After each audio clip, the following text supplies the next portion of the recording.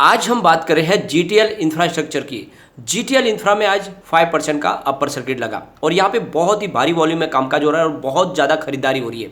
तो यहाँ पे क्यों खरीदारी इतनी हो रही है, क्या है इसके पीछे वजह, इस छोटे से पेनी स्टॉक में लोगों का क्या इंटरेस्ट है, क्यों यहाँ पे निवेश किया जा रहा है। तो यहाँ पे कुछ बातें निकल के आ रही है जिसके दम पे यहाँ पे खरीदारी हो रही है। एक तरह से अगर आप देखोगे तो जीटीएल इंफ्रा बिल्कुल ऑपरेटर के हाथ का एक खेल है, लेकिन यहाँ पे कुछ पॉजिटिव संभावना भी दिख रही है और इसकी वजह से आने वाले समय में कुछ संभावनाओं को ध्यान रख के लोग यहाँ पे खरीदारी कर रहे हैं।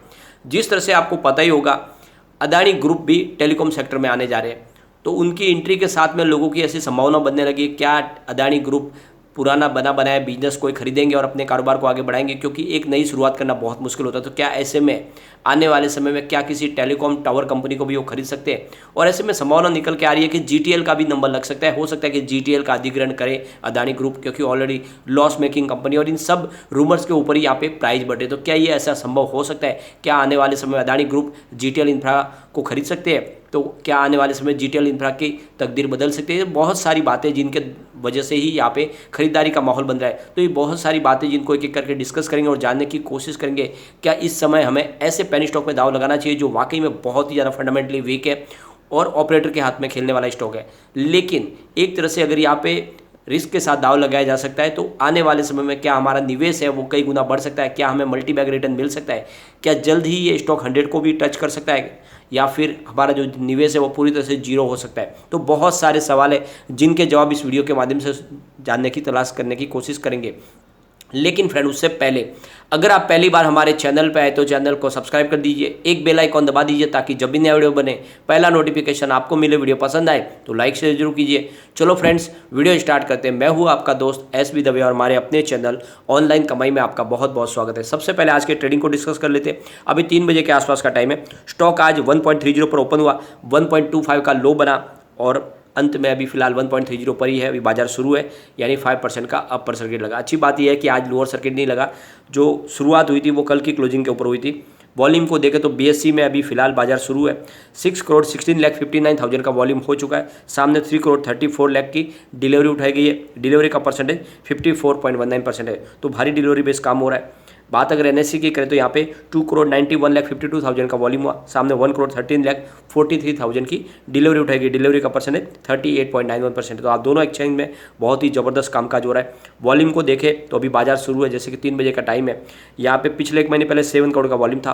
1 वीक पहले 8 करोड़ का वॉल्यूम हुआ था। कल 10 करोड़ का वॉल्यूम हुआ था। अभी बाजार शुरू है, 9 करोड़ का वॉल्यूम ऑलरेडी हो चुका है, जबकि अपर सर्किट लगा है। इसके बावजूद भी ज़बरदस्त वॉल्यूम में कामकाज हो रहा है और देख सकते हो कि लोगों का रुझान स्टॉक की तरफ बना हुआ है। इसकी परफॉर्मेंस देखें तो 1.05 52 वीक का लो है और 4.05 52 वीक आई है। फिलहाल स्टॉक 1.30 पर है। अच्छी बात है कि लगभग 1.15 से वापस बाउंस बैक दे चुका है, स्टॉक ऊपर की तरफ जा रहा है। अब यहाँ पे क्या वीकनेस है स्टॉक के अंदर, तो सबसे बड़ी बात है कि कंपनी का जो इंटरेस्ट कवरेज रेशियो है वो बहुत ज़्यादा लो है। साथ में कंपनी ने अपना जो सेल्स ग्रोथ है वो पिछले कई समय से, पिछले 5 साल से लगभग -8.52% के हिसाब से निगेटिव दिखा है। और प्रमोटर की होल्डिंग बहुत ही कम है, यानी मात्र 3.33% की होल्डिंग है। और दूसरी तरफ अगर आप देखोगे तो बहुत बड़ी लाइबिलिटीज है कंपनी के ऊपर, करीब 1487.58 करोड़ रुपीज़ की, और लगभग ऑलमोस्ट 100% प्रमोटर के शेयर गिरवी रखे हुए। तो ये बहुत सारी बातें जो स्टॉक को बहुत ज़्यादा वीक बना देती है और इस वजह से यहाँ पे सुरक्षित निवेश तो नहीं किया जा सकता। एक तरह से सिर्फ लॉटरी का टिकट समझ के ही खरीद सकते हैं, और टिकट लग गया तो फिर आपको जैकपॉट लग जाएगा, वरना आपके लॉटरी के टिकट के पैसे चले जाएंगे। उसकी आपको चिंता नहीं होनी चाहिए। अगर इतना ही निवेश कर सकते हो तभी इस स्टॉक में दाव लगाए। ये मुझे बहुत ज़्यादा रिस्की स्टॉक लगता है। यहाँ पे अगर आप देखें तो आज बहुत ही ज़बरदस्त वॉल्यूम में कामकाज हो रहा है, काफ़ी ज़्यादा डिलीवरी बेस काम हो रहा है और बड़े फंड है उसकी खरीदारी भी आज हो रही है। अब आप देख सकते हो तो 9:40 पर 1.30 की प्राइस है। करीब यहाँ पे आपको 77 लाख शेयरों की बड़ी डील होती हुई दिखाई देगी। फिर अगर आप देखोगे तो 1:15 पर 1.33 की प्राइस से करीब 22,19,000 शेयरों की एक डील हुई। फिर उसी समय यानी 1:15 पर ही 1.34 की प्राइस से 15 लाख शेयरों की एक डील हुई। तो आप देख सकते हो कि किसी एक ने ही उठाई है क्वांटिटी। फिर आप देखोगे तो 3:31 पर 1.34 की प्राइस से 15 लाख शेयरों की एक और बड़ी डील हुई। तो आप देख सकते हो कि लगातार आज बहुत बड़ी डील हो रही है और इस डील के माध्यम से खरीदारी हो रही है। कोई बड़े फंड हाउस लगातार खरीदारी कर रहे हैं। फिर आप देखोगे तो 1:41 पर करीब 1.34 की प्राइस से 25 लाख शेयरों की एक और बड़ी डील हुई। फिर उसके बाद में 2:35 पर 1.35 की प्राइस से 25 लाख शेयरों की एक और डील हुई। तो आप देख सकते हो कि आज बहुत बड़ी बड़ी डील हो रही है और इस वजह से लग रहा है कि अपर सर्किट लंबा दौर चल सकता है। इसके रिटर्न को अगर हम देखें तो पिछले 5 साल के हिसाब से इसने 76% का निगेटिव रिटर्न दिया है, 3 ईयर के हिसाब से 73% का पॉजिटिव रिटर्न दिया है, 1 ईयर के हिसाब से 53% का निगेटिव रिटर्न दिया है, 3 मंथ के हिसाब से 18% का निगेटिव रिटर्न दिया है, 1 मंथ के हिसाब से आपको कोई अप डाउन देखने को नहीं मिलेगी और 1 डे के हिसाब से 5% का अप सर्किट देखने को मिलेगा। तो आप देख सकते हो कि स्टॉक में पिछले 1 साल से गिरावट जारी है और ऊपर के लेवल से काफ़ी नीचे आया है, लेकिन यहाँ पे फिर से निचले लेवल से काफ़ी एग्रेसिव खरीदारी भी हो रही है। अब यहाँ पे सब कुछ है वो एक रूमर बेस कहानी के ऊपर चल रहा है। जैसे कि आपको पता होगा अदानी ग्रुप भी टेलीकॉम सेक्टर में एंट्री करने जा रहे, वो भी 5G के लिए ऑक्शन में बिड लगा रहे।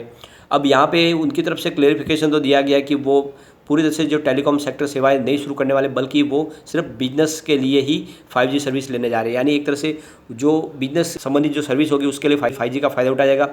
ऑलरेडी अदानी ग्रुप बहुत बड़ा है, तो वो अपनी सारी की सारी कंपनियों को इस सर्विस के माध्यम से जोड़ना चाहते हैं, इसीलिए वो 5G के लिए ऑक्शन में भाग लेना चाहते हैं। लेकिन फिर भी जो बातें निकल के आ रही है उसके हिसाब से लोगों का कहना है कि ये तो सिर्फ शुरुआती बातें हैं, लेकिन आने वाले समय में वो भी टेलीकॉम सेक्टर में पूरी क्षमता के साथ उतर जाएंगे और अगर इसमें उतरेंगे तो उनका कहना है कि किसी न किसी टावर कंपनी का भी अधिग्रहण कर सकते हैं। और इसीलिए आप देख सकते हो कि पिछले 2 दिन से इस रूमर बेस के ऊपर इंडस टावर की प्राइस में भी बढ़ोतरी हुई, वोडाफोन आइडिया के शेयर में भी बढ़ोतरी हुई। लोगों का कहना है कि वोडाफोन आइडिया का अधिग्रहण कर सकते हैं।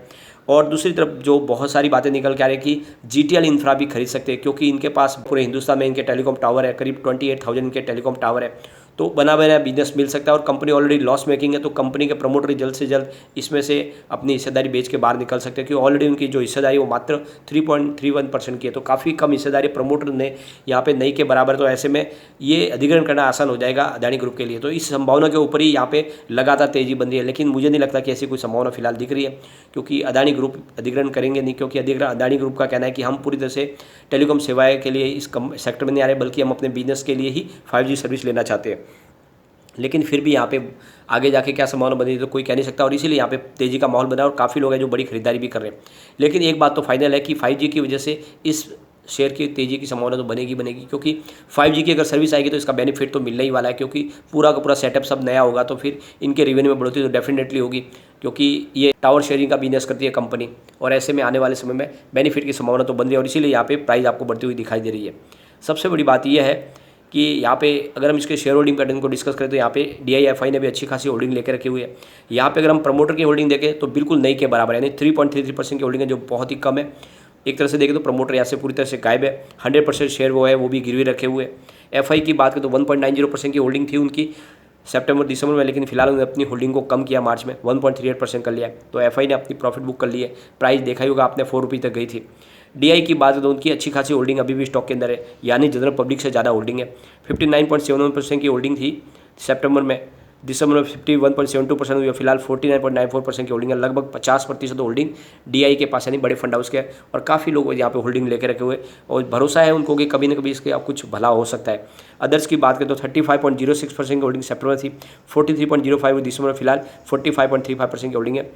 तो ये देख सकते हो कि शेयर होल्डिंग पैटर्न में यहाँ पे FI DI की भी होल्डिंग है, और इस समय दाव लगा सकते हैं इसमें, लेकिन बहुत ही लिमिटेड मात्रा में निवेश करें। ये बहुत ज़्यादा रिस्की स्टॉक है, आपका इन्वेस्टमेंट डूब भी सकता है, और वैसे भी ये ऑपरेटर के हाथ से खेलने वाला स्टॉक दिख रहा है। यहाँ पे लगातार लोअर सर्किट भी लगते हैं और लगातार अपर सर्किट भी लगते हैं, तो रिस्क के साथ में निवेश किया जा सकता है। बाकी मैं इसको आपको खरीदने की सलाह नहीं दूंगा, बहुत ज़्यादा रिस्की है। यहाँ पे अगर कम्युनिटी सेंटीमेंट देखें तो स्टॉक के साथ बना हुआ है 74% बाई की कॉल है, 13% सेल की कॉल है, 13% होल्ड की कॉल। इसका मतलब आप देख सकते हो कि 100 में से 87% लोग इसको लेना पसंद करें।